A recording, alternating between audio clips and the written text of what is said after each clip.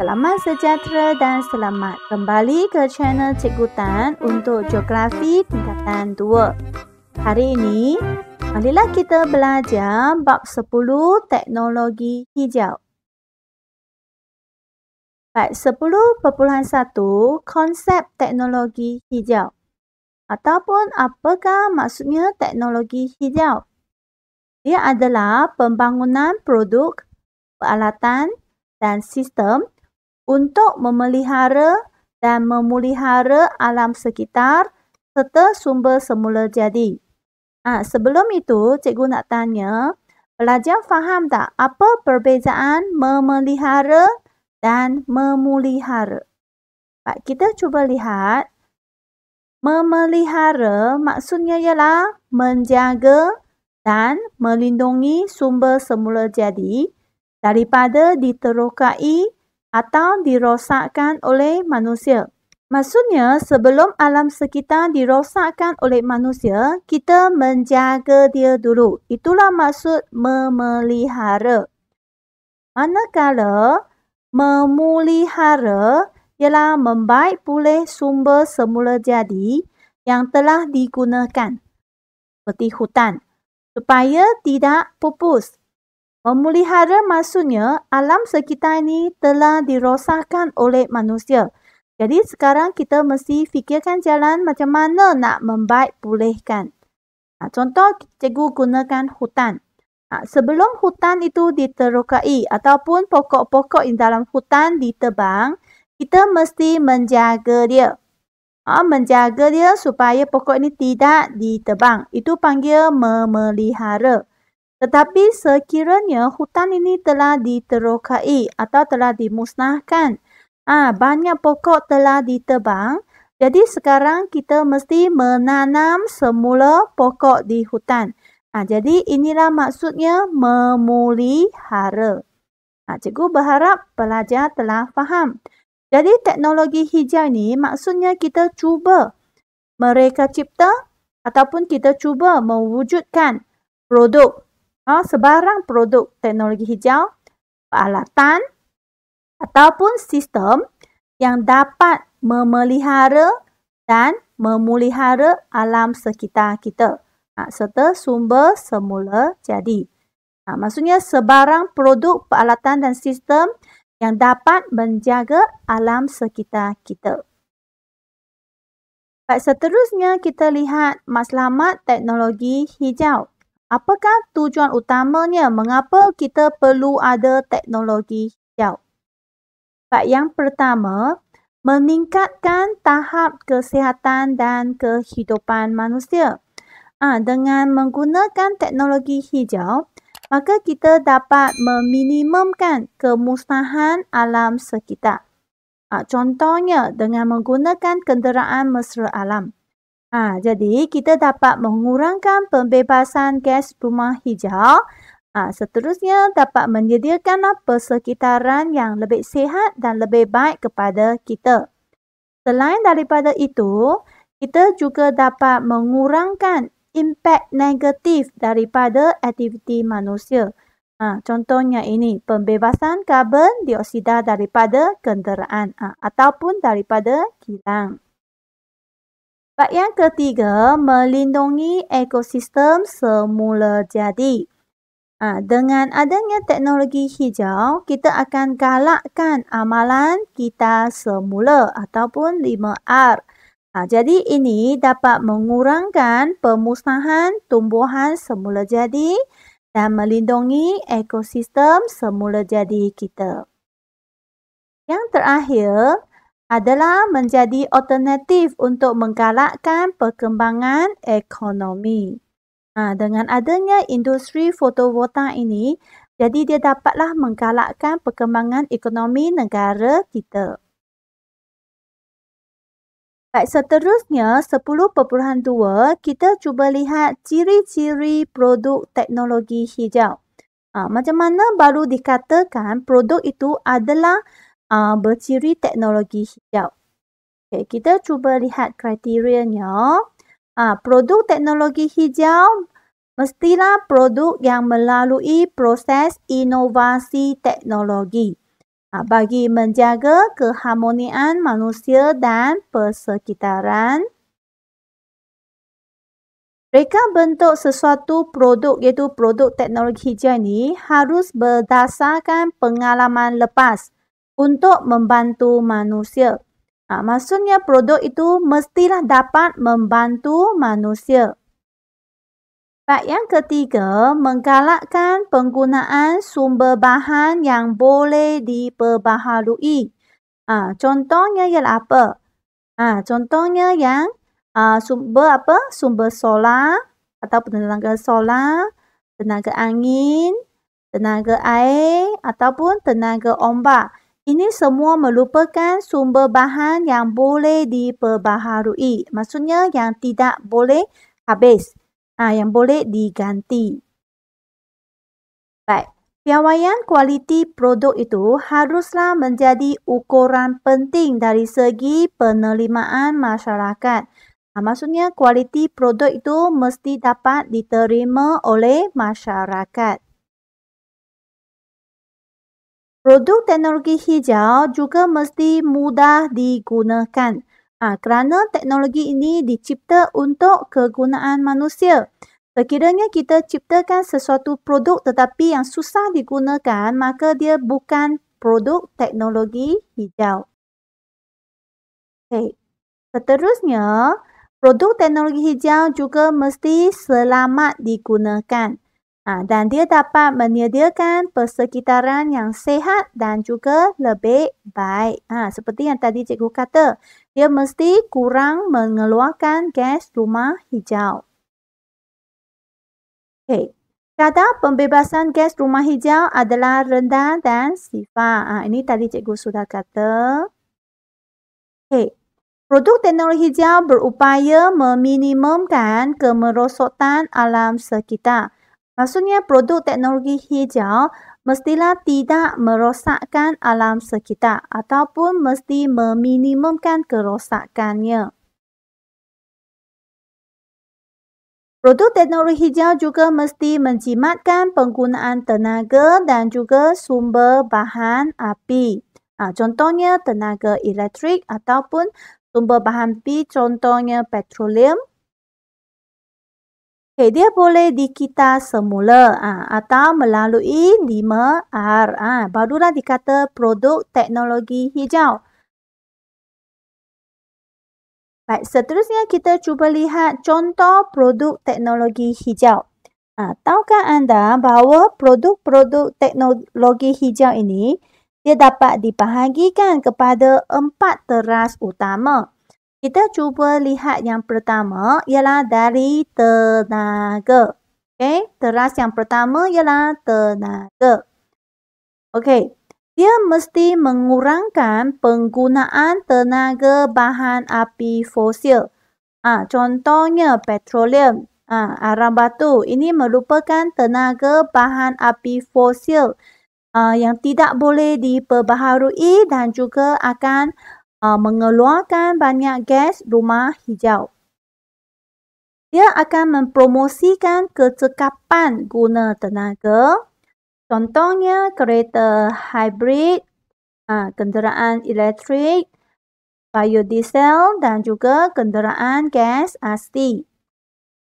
Seterusnya kita lihat teras yang kedua iaitu terhadap alam sekitar. Dengan menggunakan produk teknologi hijau, kesan kepada alam sekitar dapat diminimumkan. Maksudnya dapat dikurangkan. Dia tidak akan memusnahkan ataupun merosakkan alam sekitar kita. Contohnya produk biodegradasi. Biodegradasi maksudnya proses perebutan bahan organik secara semula jadi. Contohnya tengok kita guna jagung dan ubi kayu, kita boleh hasilkan bekas makanan ini. Hampas tebu juga boleh.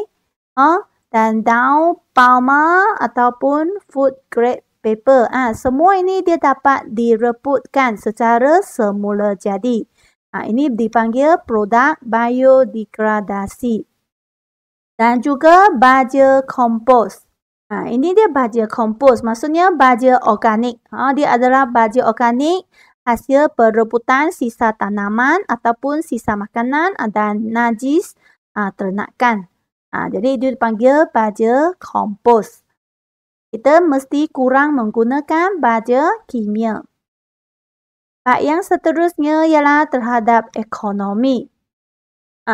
Produk teknologi hijau ini dia dapat meningkatkan pembangunan ekonomi negara melalui penggunaan teknologi yang canggih. Contohnya, industri fotovoltaik. Fotovoltaik ini merupakan sejenis sel suria. Dia dapat berfungsi tukarkan cahaya matahari kepada tenaga elektrik. Sekiranya industri fotovoltaik ini dapat dikembangkan di negara kita, dia juga dapat meningkatkan pembangunan ekonomi negara. Baik, akhirnya ialah terhadap sosial. Dengan menggunakan produk teknologi hijau, kualiti hidup rakyat akan dipertingkatkan.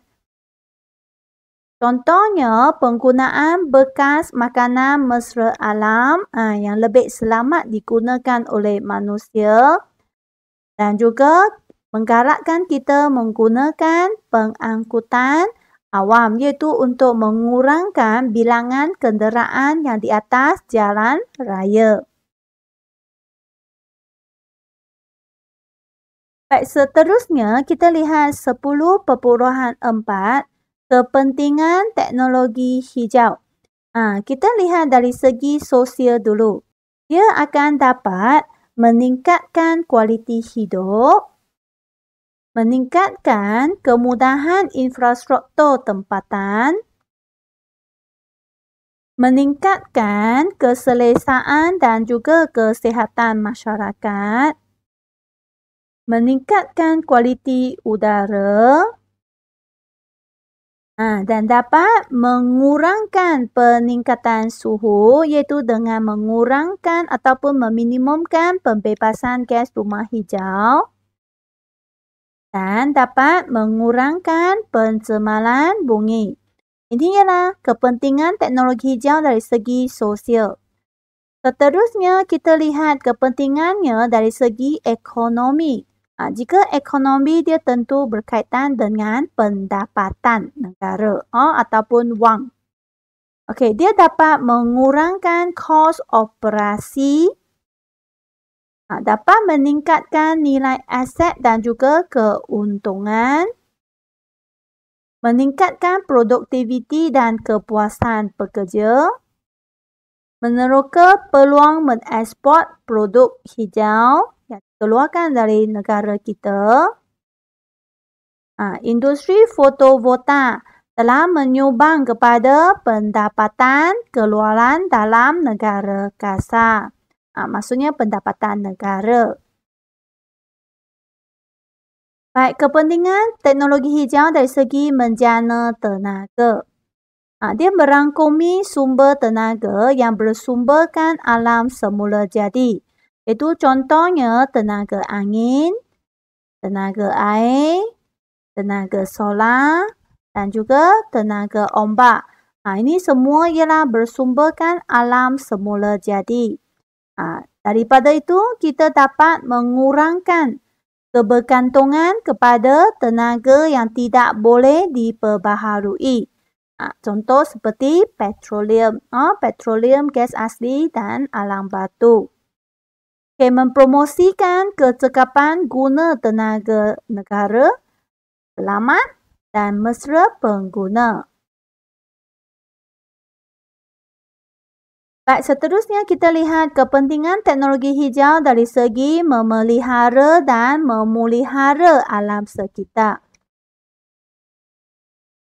Dia dapat melindungi sumber semula jadi, dapat meningkatkan kualiti udara dan juga air.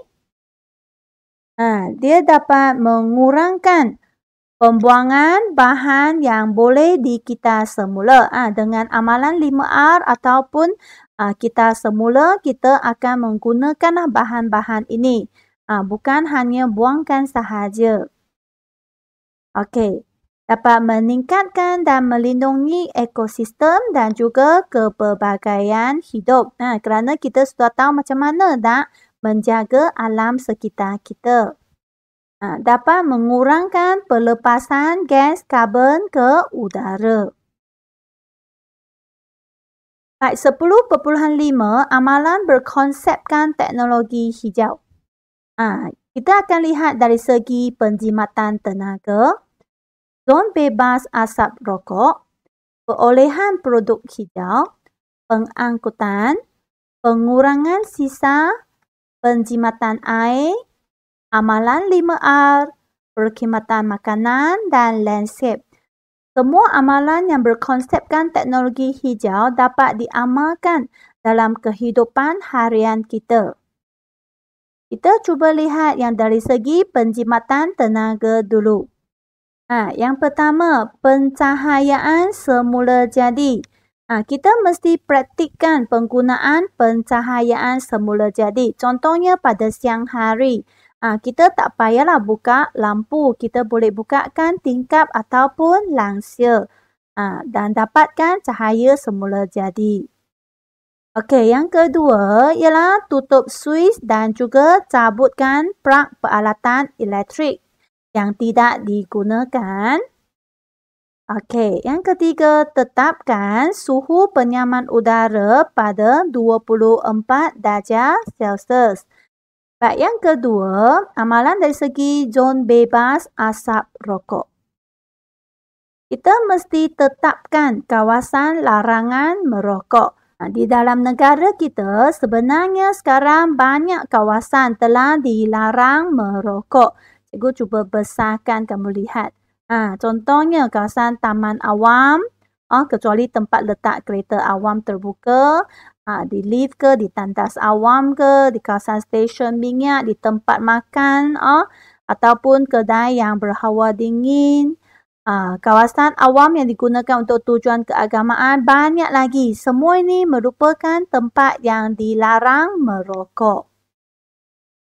Baik, yang kedua ialah rondaan dan kompaun kepada perokok. Maksudnya jika masih ada perokok yang degil nak merokok di premis makanan atau nak merokok di tempat larangan, maka dia haruslah diberi kompaun. Ataupun diberilah saman atau didenda. Yang ketiga, luaskan edaran poster dan papan tanda amaran larangan merokok. Untuk mengingatkan perokok itu jangan merokok di kawasan larangan merokok. Baik, amalan perolehan produk hijau. Kita adalah digalakkan membeli dan menggunakan produk hijau dalam kehidupan harian kita. Okey, contohnya, utamakan penggunaan bahan mesra alam. Amalkan pembelian bahan kimia biodegradasi untuk pembersihan dan penyelenggaraan, sama ada di dalam rumah ataupun di dalam kilang. Gunakan kertas kita semula. Ini mungkin boleh diamalkan oleh pelajar. Galakkan penggunaan kereta hybrid. Okey. Seterusnya ialah amalan dari segi pengangkutan. Kita adalah digalakkan menggunakan pengangkutan awam ataupun perkongsian kenderaan untuk pergi bekerja ke atau pergi sekolah atau pergi ke sesuatu destinasi. Okey, park and ride, iaitu parkir dan menumpang. Mungkin kita boleh parkirkan kereta kita di tempat parkir dan lepas itu dengan menaiki bas ke ataupun pengangkutan awam, pergilah ke tempat kerja kita. Okay, penggunaan basikal ataupun berjalan kaki untuk pergi ke pejabat atau pergi ke sekolah jika dia berdekatan dengan rumah kita. Baik, amalan dari segi pengurangan sisa. Kita mesti minimumkan penggunaan peralatan pakai buang. Untuk mengurangkan sisa pekerja, kita harus menggunakan peralatan yang boleh dikita semula ataupun diguna semula. Seperti gunalah bekas makanan sendiri. Kuat kuasakan pengasingan sisa pekerja isi rumah secara berperingkat.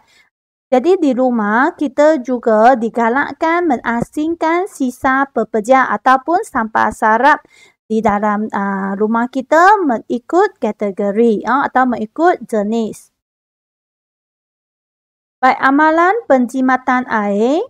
Yang pertama ialah pastikan bilik air ditutup dengan betul. Sekiranya kita mendapati bahawa adanya paip air yang bocor, kita haruslah buat aduan dengan segera supaya tidak berlaku pembajaran air. Yang ketiga adalah menadah air hujan. Untuk digunakan semula. Contohnya kita boleh gunakan air hujan ini untuk mencuci kereta, halaman rumah, menyiram tumbuh-tumbuhan. Baik, amalan 5R. Gunakan tong kita semula yang betul. Pelajar tahu gunakan tong kita semula tak? Atau tahu tak setiap warna ini ialah untuk membuang sisa apa? Contohnya yang warna biru adalah untuk membuang kertas. Warna coklat ialah untuk membuang kaca. Dan warna jingga adalah membuang tin aluminium, tin keluli dan juga plastik. Jadi pelajar mesti tahu gunakannya dengan betul. Yang kedua ialah galakkan peredaran dokumen ini secara elektronik. Semua bil yang kita ada itu mungkin boleh secara elektronik ataupun kita panggil e-billing. Jangan lagi wujud dalam bentuk kertas. Okey, yang ketiga, cetak atau membuat salinan di kedua-dua belah muka surat. Sekiranya kita nak cetak, kita gunalah kedua-dua salinan. Contohnya pelajar juga, jika kamu menggunakan kertas, juga boleh gunalah kedua-dua belah muka surat itu. Baik, amalan perkhidmatan makanan.